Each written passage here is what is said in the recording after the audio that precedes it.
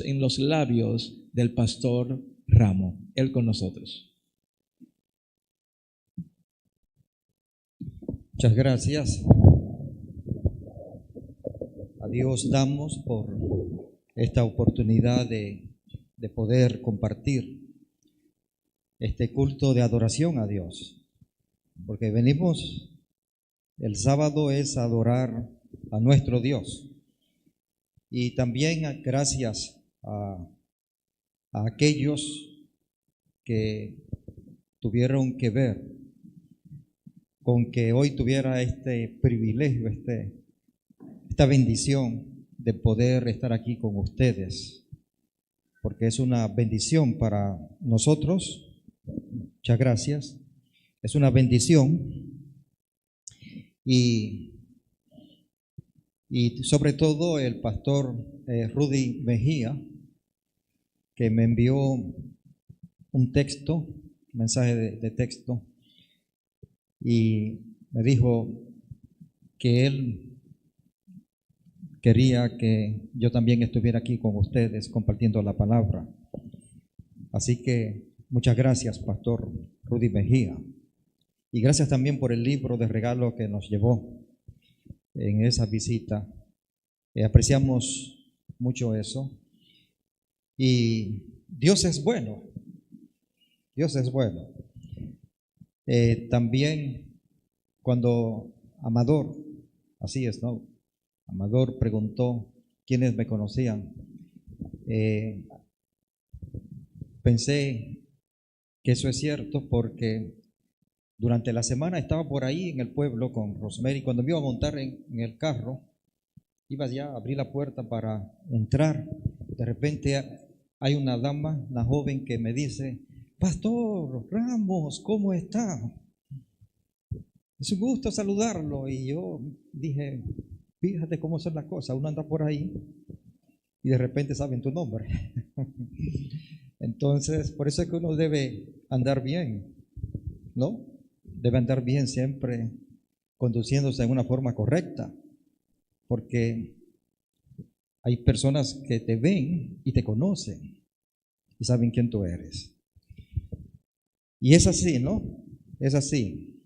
Pero hay uno que nos conoce bastante bien, y ese se llama ¿cómo? Jesús.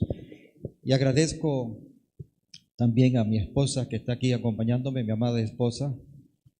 Está ahí a mi mano derecha, solita, abandonada ahí, sin compañía, pero el Señor está ahí con ella. Sí, la dejaron solita, ¿se dieron cuenta? Sí.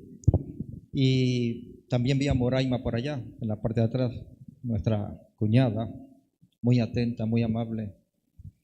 Y así, ¿no? Y a el hermano Emmanuel, pues lo vemos mucho durante la semana, porque estamos trabajando juntos en un proyecto. Muy bien.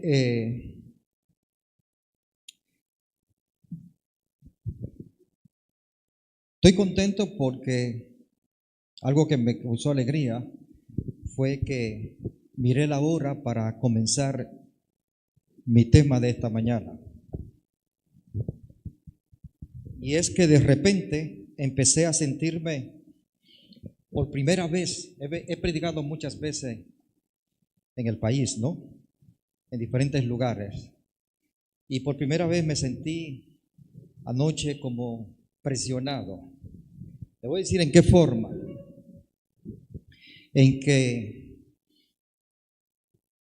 algo admirable de República Dominicana, y digo de República Dominicana porque soy dominicano, pero yo conocí el Evangelio en Estados Unidos, y allá es donde me he desarrollado en el ministerio como miembro de iglesia. Fui bautizado allá en Estados Unidos, en la ciudad de Boston, y conozco todo el ambiente en esa área adventista, ¿no? Y allá, si usted empieza a predicar a las 11, normalmente le entregan el púlpito a uno a las 11:45. 11:45. Entonces, aquí son bien puntuales. en el tiempo. Eso es bonito, eso es importante. Y dicen que a las 12 todo el mundo se va. Yo fui en un viaje que di para acá a predicar a una iglesia y entonces el pastor Ciro andaba conmigo ese día y él me llevó y entonces cuando llegamos el pastor estaba preocupado, el de la iglesia que nos estaba esperando, y fue porque llegamos a las 12 menos 10 y él dijo: pastor, aquí a las 12 los hermanos se levantan y se van. Y él estaba preocupado porque yo llegaba allí por primera vez, ¿no? Y no fue mi culpa llegar a esa hora. Entonces, ni la culpa del pastor Ciro, sino del tiempo. El tiempo es el culpable. Y cuando empecé, yo le dije: pastor, no se preocupe, que si a las 12 yo veo que los hermanos se paran, yo también me voy con ellos. Cojo mi Biblia y nos vamos juntos. O sea que eso no es problema, le dije. Pero gracias a Dios que ellos fueron compasivos y se quedaron hasta que el tema se concluyó. Así que aquí no tengo presión porque tenemos tiempo suficiente para terminar y desarrollar nuestro tema, que he pensado, realmente lo enfoqué en la historia del remanente, con un énfasis en el remanente del tiempo del fin. Y algo, qué bueno, Omar, Dios te bendiga. Y algo que recuerdo cuando años atrás predicaba, en muchas ocasiones, recuerdo, hace muchos años, hace tiempo que no uso esa expresión, pero siempre decía: dentro de la iglesia adventista del séptimo día hay un remanente. No están todos los que son, ni son todos los que están. Y usaba decir eso mucho. Dentro de la iglesia adventista del séptimo día hay un remanente. Y fíjese que hace muchos años que usaba esa expresión frecuentemente desde el púlpito en mis temas. Pero entendía claramente el concepto. Cuando lo decía, me estaba refiriendo que en la iglesia nuestra hay un grupo indefinido, incontable, que son fieles al Señor, guardan los mandamientos de Dios, estudian la palabra, hombres de oraciones, son un ejemplo en el hogar, como esposo, como esposas, como padre, como madre, como hijos. Son un ejemplo. Su conducta. Son personas que siguen al pie de la letra las instrucciones divinas. Dios pasa a ser su prioridad. Su familia pasa a ser su segunda prioridad. Y la iglesia pasa a ocupar el tercer lugar en su prioridad. Eso es importante. Eso es muy importante, porque ¿de qué te vale salvar a otros y que tu familia se pierda? O sea que hay un tiempo sagrado que el remanente, los que pertenecen a ese grupo específico, dedican para su familia, aman su iglesia, apoyan la iglesia, son fieles al Señor en la devolución de los diezmos y las ofrendas. Cuando tú evalúas sus vidas, son de una conducta prácticamente intachable. Dice Primera de Juan que el que conoce a Dios no peca y no puede pecar porque la simiente de Dios está en él. No quiere decir que no se equivocan. Estamos hablando de personas que en el presente viven el evangelio. No estoy hablando de algún error del pasado, porque Eclesiastés capítulo 7, verso 20 dice: no he visto hombre justo en la tierra que haga el bien y nunca ¿qué? Y nunca peque. Eclesiastés 7, 20. Entonces ese grupo ama a su Señor Jesús, no da marcha atrás, no importa la prueba, el conflicto, la oposición que encuentren en su vida, se mantienen fieles al Señor. Algo muy peculiar de ese remanente: aman a sus hermanos, aman a sus hermanos. Hace un par de años atrás yo estaba sentado en un templo conversando con un pastor nuestro y su esposa, y estábamos hablando de diferentes temas, pero en medio de la conversación yo le dije: ay, pastor, lo que más tristeza me causa de su ministerio es que usted no ama a los hermanos. Eso fue un golpe que yo le di fuerte. No lo hice a propósito, adrede, no, pero salió porque ese era el testimonio que veíamos. Usted no ama a los hermanos. ¿Y qué dice el Señor? El buen pastor su vida da por sus ovejas.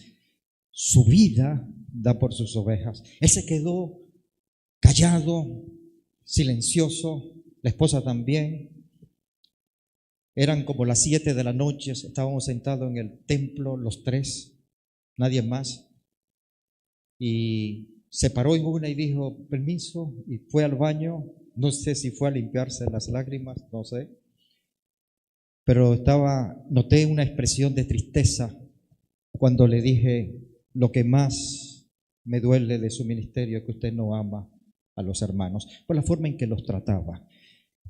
El remanente, los que son parte del remanente, aman a los hermanos, dan su vida por ellos, se preocupan por ellos, los ayudan, están pendientes a sus necesidades, no miran para otro lado, no, cuando hay una necesidad. Eso es el remanente. A ese remanente me refería, y ese es el remanente que encontramos a lo largo de toda la historia bíblica. Yo voy a citar varios textos, quizás no los voy a leer, pero los voy a citar. Si usted busca su Biblia cuando lo estemos citando, está muy bien, pero yo voy a citar los textos. Y la historia, ese concepto del remanente, se conoce muy bien, sobre todo en el Antiguo Testamento. Por ejemplo, cuando había naciones que estaban en conflicto, una guerra, alguna catástrofe, alguna persecución, cuando había un conflicto, sobre todo entre una nación fuerte, poderosa, contra otra nación más pequeña, siempre la preocupación de la nación menor, de aquella tribu, de aquella familia, era si en medio de ese conflicto iban a quedar algunos ¿qué? Sobrevivientes. Iban a quedar algunos sobrevivientes. Y a eso es que se le llama remanente. Dios siempre preservó y preservará un remanente por la eternidad. Y la historia bíblica lo demuestra. Cuando usted va al libro de Génesis, el capítulo 6, el verso 9, allí habla de Noé. ¿Y sabe lo que dice el texto? Que Noé era un hombre justo, perfecto, y caminó Noé con Dios, dice el texto. Cuando viene el diluvio, usted va a leer en el capítulo 7, verso 23, que el diluvio terminó con todo ser viviente, todo ser humano. Y dice el texto que solamente sobrevivieron Noé y los que estaban con él dentro del arca. Y ese fue el remanente que se mantuvo en ese momento. Dios lo preservó, lo cuidó, lo protegió, lo defendió, le indicó lo que había que hacer. Noé obedeció porque era justo, perfecto y caminaba con Dios, y por tanto se pudo mantener la vida en este planeta. De hecho, ese es uno de los propósitos por los cuales Dios se ha mantenido siempre un remanente, con el propósito de preservar y restaurar la verdad, es uno, y también con el propósito de preservar la vida en este mundo. Si Noé hubiera muerto y su familia, entonces la raza humana allí hubiera dejado de existir para siempre. No había forma de traerla para atrás. Por eso es que Dios se ha mantenido siempre un remanente, ha preservado un remanente. Fíjese que cuando vamos, por ejemplo, a Primera de Reyes, el capítulo 19, verso 14, verso 18, son interesantes. Allí habla de la historia de Elías. Y ustedes saben que llega un momento que Elías está ¿cómo? Está huyendo. Jezabel lo está persiguiendo. Y cuando él está huyendo, allá en el monte Oreb, en una cueva, de repente oye una voz que le dice: Elías, ¿qué haces aquí? Así dice el texto. Elías, ¿qué haces aquí?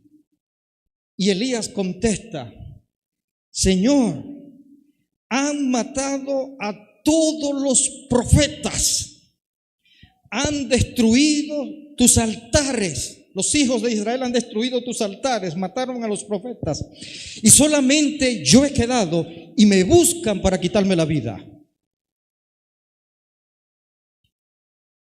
El remanente. Entonces, en el verso 18 de Primera de Reyes, capítulo 19, el Señor le dice: Elías, regresa por el camino de Damasco, y yo me he reservado. Estoy parafraseando el texto.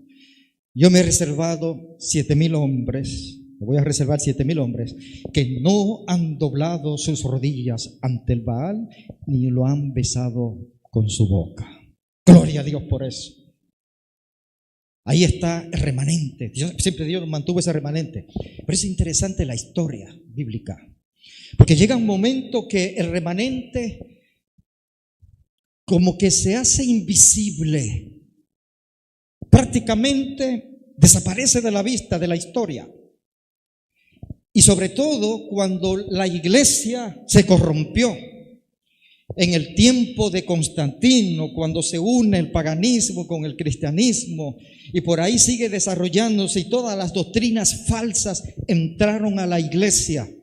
Y fíjense una cosa interesante, ahí desaparece el remanente, se oculta, no se ve, no se encuentra, no se sabe dónde está. No se sabe dónde está. Pero en ese momento que no se sabe nada, está un hombre muy conocido en la historia del cristianismo, que Dios usó y que era el remanente allí oculto: Martín Lutero. ¿Quién era Martín Lutero? Un profesor de teología, sacerdote católico. Y ese hombre fue ordenado como sacerdote en el año 1507. Interesante. Y en el 1517, Martín Lutero tuvo problemas cuando encontró y estudió el libro de Romanos, el capítulo 1, el verso 17, que dice allí: el justo por la fe vivirá. Y es allí cuando él comienza a descubrir ciertas verdades bíblicas. Empieza una restauración. Y ahí es que surge la reforma en el 1517, cuando él presenta sus 95 tesis acerca de la salvación, y él entiende que la salvación no es por obras. Gloria a Dios por eso.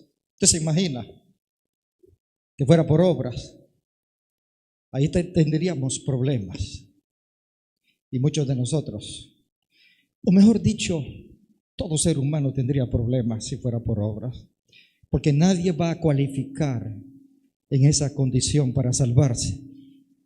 Y él entiende que las indulgencias tampoco son necesarias para alcanzar la salvación, que solamente Dios puede perdonar los pecados. Entonces, ahí comienza Dios nuevamente a buscar, a poner visible el remanente, pero sigue allí. Y ustedes saben que el protestantismo finalmente se dividió.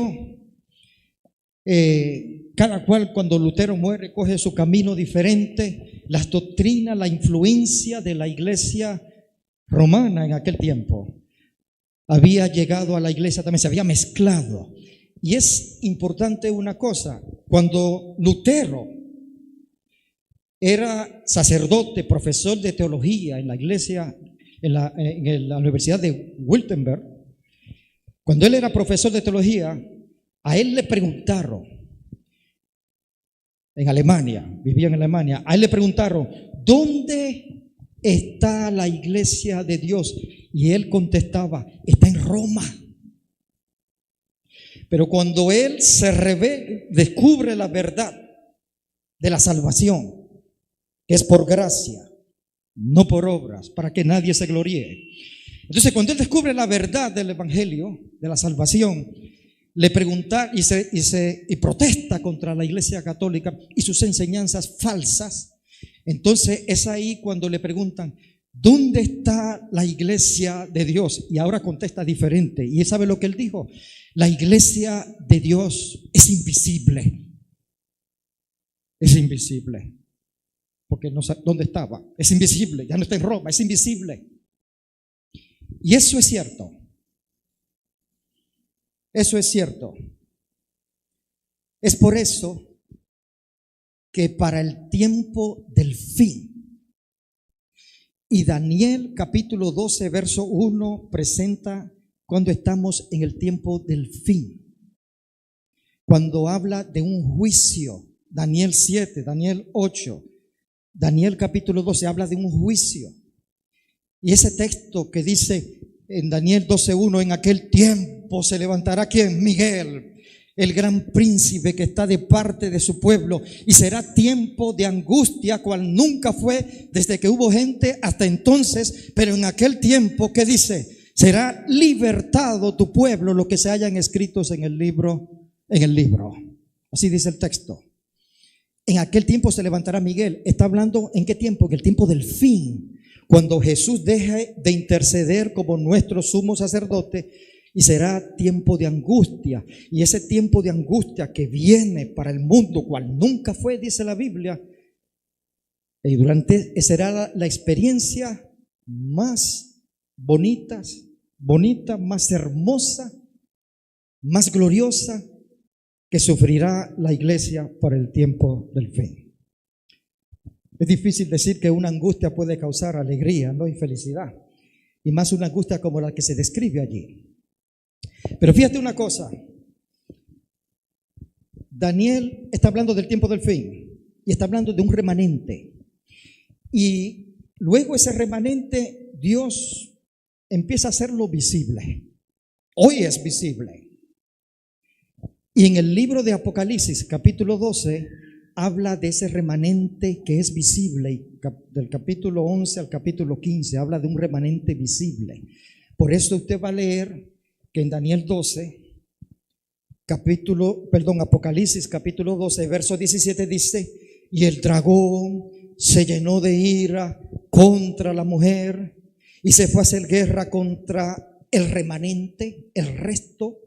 La palabra resto se traduce como remanente. Se fue a hacer guerra contra el resto de ella, contra el remanente, los que guardan los mandamientos de Dios y tienen el testimonio de Jesús. Ahí está hablando de un conflicto que conocemos muy bien. Y ese conflicto habla del dragón, y el dragón representa a Satanás, dice Apocalipsis 12:10, la serpiente antigua que se levanta y persigue a la mujer. ¿Y cuál es la mujer? Simbólicamente es la iglesia. El dragón persigue a la iglesia, no logra destruirla, no logra exterminarla, que era el propósito. Entonces dice ahí la palabra de Dios que se fue a hacer guerra contra el resto. Cuando dice que se fue a hacer guerra contra el resto, está hablando de que se fue a preparar para nuevamente atacar al remanente. algo que está en el futuro y que se va a ver cuando venga el tiempo de angustia. Se fue a hacer guerra, se fue a preparar. Ahora, antes de entrar en esa fase final, la palabra de Dios nos dice cuáles son las características de ese remanente. Número 1, guarda ¿qué? Los mandamientos de Dios. Está hablando de Éxodo 20 del 3 al 17. Guarda los mandamientos de Dios. Esa es una revelación del carácter divino. Es la norma de conducta de todo creyente. Guarda los mandamientos de Dios. Cuando tú guardas los mandamientos de Dios, tú vas a ser un hombre y una mujer de conducta excelente. Porque los mandamientos te enseñan qué debes hacer y qué no debes hacer, qué es bueno y qué es malo. Por eso Pablo dice en Romanos 7:7, yo no conocí el pecado, sino fue ¿qué? Por la ley. Y tampoco conociera la concupiscencia si la ley no dijera, no codiciarás. Entonces, fíjate que guardan los mandamientos de Dios, dice Apocalipsis 12:17, y tienen el testimonio de Jesús. Y cuando estudiamos qué es el testimonio de Jesús por el cual Dios se comunica con la iglesia, se refiere al don de profecía, dice Apocalipsis 19:10. El testimonio de Jesús. ¿Se acuerdan del texto? Apocalipsis 19:10. El ángel se le aparece a Juan. Y cuando Juan ve al ángel, ¿qué hace? Se arrodilla para adorarlo y dice, no lo hagas. Adora a Dios. ¿Adora a quién? A Dios. Ahí es donde está el conflicto entre las fuerzas del mal y el pueblo de Dios, en la adoración. Adora a Dios, porque el testimonio de Jesús es el espíritu de profecía. Y en la iglesia del remanente del tiempo de fin, se levantó el don de profecía y lo vimos cumplirse en la persona y en el ministerio de Elena White. Y fíjate que esa es la segunda característica. Apocalipsis 14:12 menciona dos características más de ese remanente que ahora es visible, que lo podemos ver. Gloria a Dios por eso. Y las dos características que menciona Apocalipsis 14:12, cuando dice, aquí está la paciencia de los santos. La palabra paciencia se refiere a que los santos soportan la prueba, salen victoriosos a través de los conflictos, de la guerra, de la persecución, de las leyes. Soportan, perseveran. Por eso yo dije que el remanente no da marcha atrás. No da marcha atrás. No da marcha atrás. En el conflicto de los siglos habla de algunos mártires que eran quemados en las hogueras. Y uno de los sucesos que pasó allí es que cuando estaban quemando a un mártir, él dijo, nos pueden quemar, nos pueden matar, pero donde quiera que nos matan, nuestra sangre es como semilla, porque más se levantan para el evangelio. Por eso el enemigo cambió su sistema de destrucción, vamos a decirlo así. Él quería exterminar, acabar con la iglesia, con el remanente de Dios. Y usa la persecución, pero la persecución no funcionó. La persecución no funcionó. Por más persecuciones que desató, nunca pudo destruir la iglesia a través de la persecución. Y por eso es que vemos que se une a la iglesia y de esa manera se oculta la verdad y el remanente queda escondido. Claro, por eso el texto dice, aquí está la paciencia de los santos, los que guardan los mandamientos de Dios. Vuelve y enfatiza en la obediencia a la ley y que tienen el testimonio y tienen la fe de Jesús. Es decir, que el remanente tiene su fe puesta en Jesús, en su sacrificio, confía en su dirección. Gloria a Dios por eso. Y ahí está el remanente presentado claramente, visible. Ahora Dios lo hace visible. Y ese remanente comienza su predicación en el año 1844. ¿Cuál es el mensaje que está trayendo y está presentando el remanente para el tiempo del fin? El evangelio que está registrado en Apocalipsis 14 del 6 al 12, que habla de 3 ángeles que representan al remanente. Y es maravilloso el mensaje del primer ángel. Presenta lo central, lo primero, lo más importante. Es cuando dice: vi un ángel que volar por en medio del cielo, que tenía que el evangelio eterno para proclamarlo a toda nación, tribu, lengua y pueblo, que decía en alta voz: temed a Dios y darle gloria y adorarlo, porque la hora de su juicio ha llegado. 1844, cuando comienza a predicarse la hora del juicio en todo el mundo. La hora de su juicio ha llegado. Tenía que el evangelio eterno. El evangelio eterno es lo primero que menciona, porque es lo central. El evangelio eterno. ¿Qué es el evangelio eterno? En otras palabras, es que un día todos nosotros estábamos perdidos, sin esperanza. Y el Hijo de Dios se encarnó, vino a este mundo, nació, reveló el amor de Dios a través de su ministerio, muere, es sepultado, resucita, asciende al cielo, interfiere allí como nuestro sumo sacerdote, y cuando termine esa obra regresará a esta tierra para buscarnos. Ese es el evangelio eterno. Ese es el evangelio eterno.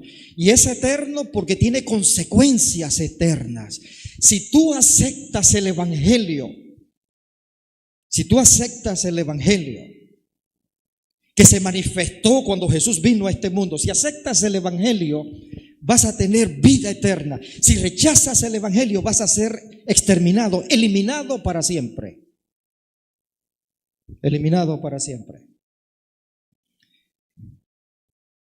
Y el mensaje dice que hay que temer a Dios y darle gloria, y hay que adorarlo. Temed a Dios.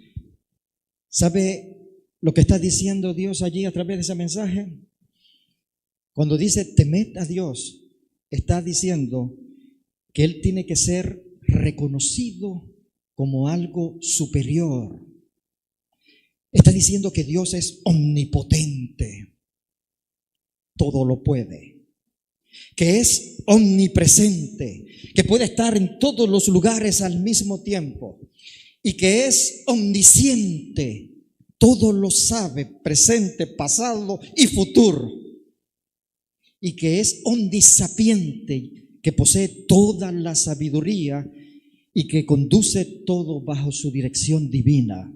Eso es importante. Saben que, haciendo un paréntesis en esa parte, a veces yo leía en la palabra de Dios que decía: y se arrepintió Dios en su corazón de haber creado al hombre. Y se arrepintió. ¿No han leído ustedes pasajes así? Y yo decía: pero ¿cómo es que Dios se arrepintió? Si Dios no se equivoca, si es omnisciente, todo lo sabe. Es simple. Y es interesante lo que dice el espíritu de profecía en patriarcas y profetas. ¿Saben lo que dice ella? Ella dice que cuando el ser humano se arrepiente, está hablando de un cambio de conducta, de decisión. Pero cuando la Biblia habla del arrepentimiento de Dios, está él está hablando allí de un cambio de relación entre el ser humano y él. Un cambio de relación. Porque Dios conoce el futuro. Jeremías 1:5, ese texto es bonito. Cuando Dios le dice al profeta: antes que naciera te conocí, te escogí, te di por profeta a la gente. Antes que estuviera en el vientre de tu madre ya yo te conocía y te había escogido. Y está hablando de la presencia de Dios, que es la facultad que tiene el Señor de conocer el futuro antes de que llegue. Wow, qué bueno que Dios conoce mi futuro. Y mi futuro va a depender de las decisiones que tome ahora en el presente. Ya no el pasado. No importa los errores del pasado. Son perdonados cuando tú vienes a la cruz del Calvario y recibes a Jesús como tu Salvador. Ahora, ese remanente va a pasar por un tiempo de prueba. Y antes de entrar a un detalle importante, en el mensaje de los 3 ángeles también aparece el texto de que hay que adorar a Dios. ¿Y cuál es el día de adoración a Dios? El sábado. El 4º mandamiento que fue establecido en memoria de la creación de Dios. Y cuando nosotros venimos el sábado a adorar a Dios, estamos rindiendo nuestra vida al Señor a través de la adoración. Cuando usted viene el sábado a la iglesia, usted está rindiendo su vida al Señor a través de la adoración. Acuérdense que el mensaje final, que está en Apocalipsis 14, está hablando de adoración también. El 2º ángel habla de la caída de Babilonia. ¿Usted quiere saber quién es Babilonia? Representa las fuerzas del mar. Babilonia está formada por la bestia que sube del mar, Apocalipsis 13:1, por la bestia que sube de la tierra, que son reinos. La bestia que sube del mar representa la iglesia de la Edad Media. La bestia que sube de la tierra representa el protestantismo apóstata. ¿Qué significa protestantismo apóstata? De creyentes que han abandonado la verdad,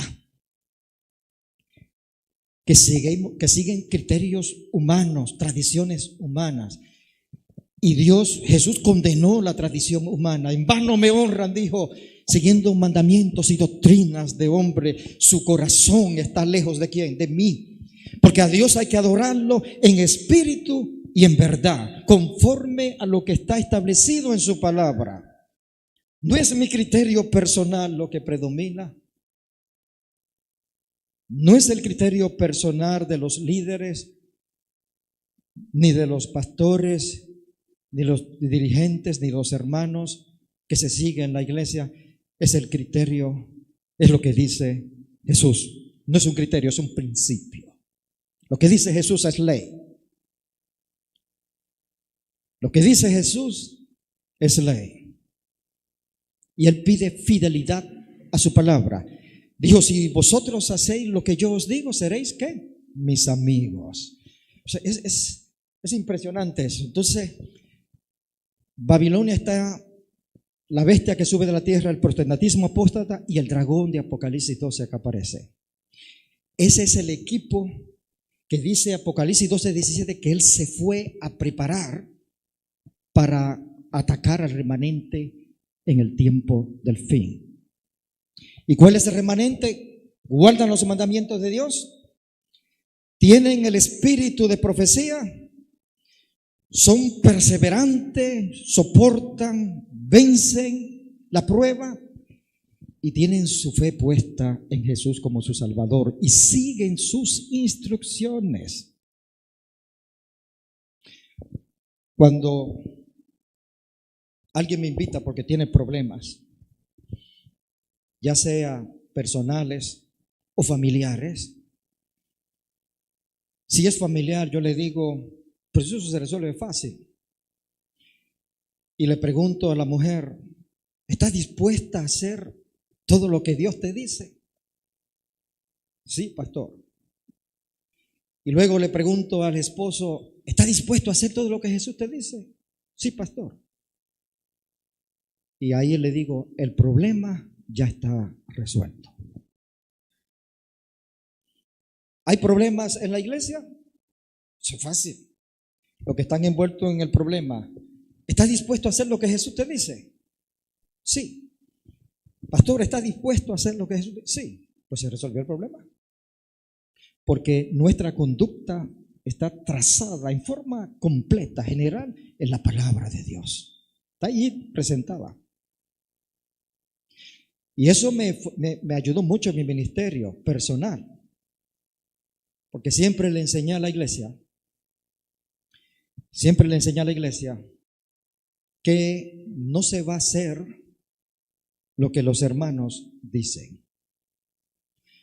Lo que el líder dice, se va a hacer lo que Dios dice. El problema puede surgir cuando alguien no conoce verdaderamente lo que Dios dice y se encierra en su criterio personal. Y él piensa que está bien, o ella piensa que está bien, pero todo el que está alrededor sabe que está mal. Y la iglesia es dirigida por Dios. Estoy hablando en sentido general. Nuestra iglesia es dirigida por Dios. Esos hombres que Dios ha puesto al frente son verdaderos siervos del Señor. Crean lo que le estoy diciendo. En la sesión general me di cuenta de qué clase de líderes estaban allí al frente. Eran líderes que reflejaban en su hablar y en sus enseñanzas el carácter de Dios. Eso es algo que no se puede ocultar. Un hombre convertido a Dios no se puede ocultar. Desde que abre su boca, tú sientes la influencia divina. Gloria a Dios. Entonces, ese remanente, dice el mensaje de los tres ángeles que el conflicto va a terminar. El mensaje del tercer ángel habla de que el conflicto va a terminar, de que Babilonia va a caer, va a fracasar. ¿Ha caído qué? Babilonia. Dios está diciendo, no tengas temor de Babilonia, no tengas miedo, no te someta a ellos, no te someta a la adoración de la bestia. Sométete a mí, adórame a mí, acéptame a mí, ponte de mi lado y vencerás. Y vencerás. Ustedes saben que debo cerrar aquí con 2 puntos importantes. Ustedes saben que el tiempo de angustia por el cual pasará el mundo al final del tiempo, dice la pluma inspirada que va a ser corto. No sabemos el tiempo de duración, pero va a ser corto. Ahora, ese tiempo de angustia, ya cuando venga, el pueblo de Dios estará sellado para salvación, porque el juicio investigador habrá terminado y se va a cumplir lo que dice Apocalipsis 22:11. El que es justo siga siendo justo, el injusto siga siendo injusto, el puro siga purificándose todavía. Y de allí va a quedar determinado, el remanente va a quedar sellado para salvación. Va a estar sellado. No hay forma ya de hacerlo, dar marcha atrás. Entonces ahí es que empieza la gran prueba. Y si usted estudia detenidamente qué es el tiempo de angustia que va a pasar el remanente del tiempo del fin, la Biblia le llama en Jeremías capítulo 30, puede buscarlo allí, verso del 4 al 9, que el remanente va a pasar un tiempo de angustia semejante al tiempo de angustia de Jacob. Y la angustia de Jacob consistió en 2 cosas, dice el libro de Génesis. Génesis desde el capítulo 30 al capítulo 35. Usted puede encontrar allí, si lee esos pasajes, que había 2 cosas que causaron la angustia de Jacob. Una de ellas, oiga esto, una de ellas que está en el capítulo 32, el verso 5, 7, verso 20, allí está claro. Una de ellas es que Jacob tenía temor por su vida porque su hermano venía con un ejército. ¿Para qué? Para asesinarlo. Y eso lo angustió. Y también otro de los problemas que él tuvo fue que Satanás había colocado en su mente que como él había pecado, no era digno de alcanzar la salvación. Y eso lo angustió. Si usted va al capítulo 35 de Génesis, el verso 3, va a notar allí que él habla de una angustia que él tuvo terrible, que pasó una noche en oración. Entonces, esa misma experiencia la va a pasar el pueblo de Dios para el tiempo del fin. Habrá un decreto de muerte donde Satanás va a tratar de exterminar al pueblo de Dios. Y entonces, además de ese decreto de muerte que dice Apocalipsis capítulo 13, verso 15 al 17, allí está el decreto de muerte. Habrá un decreto de muerte para el remanente y además Satanás va a volver a hacerle creer al remanente que sus pecados no han sido perdonados. Si hay algo que el enemigo usa para atacarnos constantemente, en cualquier momento menos esperado, es que le gusta señalarnos nuestras faltas para que nos sentamos, para hacerte sentir indigno de salvación. Por eso es que he dicho muchas veces que no importa el error que tú hayas cometido en el pasado, si te has arrepentido, has pedido perdón a Dios de corazón, el Señor te perdona. Miqueas 7:18 dice que Él lanza los pecados a lo más profundo del mar y no se acuerda. Nunca permitas, oiga esto, no lo olvides, nunca permitas que alguna persona, no importa quién sea, venga a señalarte y acusarte de tus errores pasados, de los cuales ya tú te arrepentiste. No. A mí háblame del presente. A mí me hablas del presente. No me venga, ¿te acuerdas, pastor, lo que hiciste? No me hables del pasado. Porque te voy a decir, yo no me acuerdo. De hecho, cuando trato de hacer memoria, no me viene a la mente ningún error que haya cometido en mi pasado. A mí no me venga a condenar, Satanás. Te reprendo en el nombre del Señor. Si Dios me perdonó, ¿quién eres tú para querer traer mi pasado al presente? Si ya Dios me perdonó. Entonces, a mí nadie me viene con eso. Perdonen la expresión, porque lo mando para su casa. Para su casa. Hermano, no importa, hermana, da media vuelta. Por donde entraste, te regresas. Yo no hablo con el enemigo. El enemigo trata de colocar esos pensamientos y busca la manera de querer hacerse sentir un vil pecador, un pedernido que no tiene derecho para la salvación, que estás perdido, que estás mal, que no vales nada. No es así. No es así. Es todo lo contrario. Dios está mirando tu presente. Y ese presente te llevará al futuro, a un futuro glorioso. Pero Satanás va a atacar. ¿Sabe lo que dice el conflicto de los siglos? Que cuando el enemigo trate de atacarnos por esa área, al pueblo remanente de Dios, y trate de recordarnos nuestros pecados pasados, y nosotros tratemos de recordarlo, dice que no nos vamos a acordar de nada, porque Dios pondrá nuestra mente en blanco. Viene la persecución, y les voy a decir algo. Conocí varios predicadores, y sobre todo en Estados Unidos, que le estaban diciendo a los hermanos, es tiempo de irnos para el campo. Hay que venderlo todo. Hay que comprar una tierra, irse a sembrar para allá. Y algunos hermanos empezaron a hacerle caso a ese predicador que en ese tiempo estaba extraviado, después se enderezó. Pero yo notaba una cosa cuando me mencionaban eso allá en Estados Unidos. Yo decía, pero lo raro es que él está mandando a los hermanos a vender, que se vayan por el campo, pero él vive en la ciudad en una mansión. Entonces le dice, no, yo tengo que quedarme, porque yo tengo que predicar. Ustedes váyanse para allá, yo me quedo aquí predicando. En su mansión.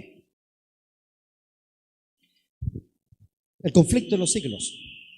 Si usted busca el capítulo que dice el tiempo de angustia, dice que el momento, oiga esto, cuando el pueblo de Dios, yo tengo la cita, ahí la tengo en el teléfono, cuando el pueblo de Dios, ¿quieren que se la lea?